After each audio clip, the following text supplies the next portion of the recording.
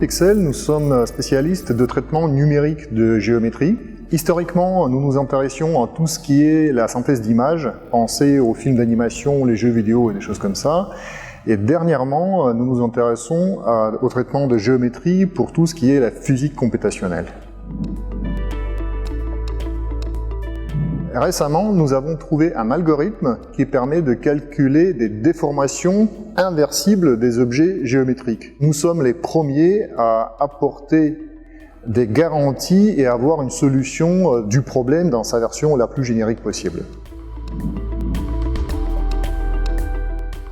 Tout d'abord, comment est-ce que nous représentons un objet géométrique à l'intérieur d'un ordinateur?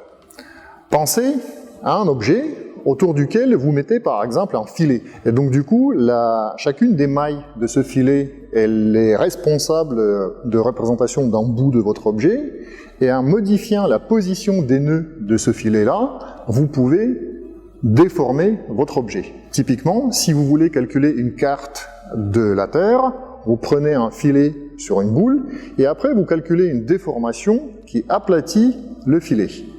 Et donc, il est très important de ne pas avoir de plis dans le filet aplati pour que la déformation soit inversible. Avant, nous, les gens savaient calculer des déformations des objets, mais c'était toujours limité à un certain type de déformation. Pour avoir une garantie de calculer une déformation contrainte, c'est très dur et c'est pas toujours que les gens réussissaient à le faire. Nous, on apporte une vraie solution avec une théorie qui est derrière, qui nous garantit de trouver des formations si elles existent. Et je ne peux souligner suffisamment le côté invertibilité. Je veux pouvoir aller entre l'objet lui-même et sa version déformée sans aucune ambiguïté entre les deux.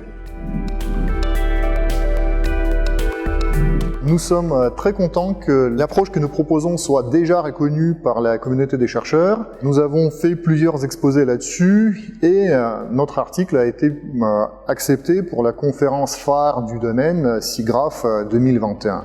Et je suis vraiment très content d'une collaboration fructueuse avec nos collègues de Moscou avec qui nous avons trouvé cet algorithme. Le code pour cet algorithme-là, bien sûr, il est public, et même, comme il est très court, il est inclus dans notre article à la dernière page.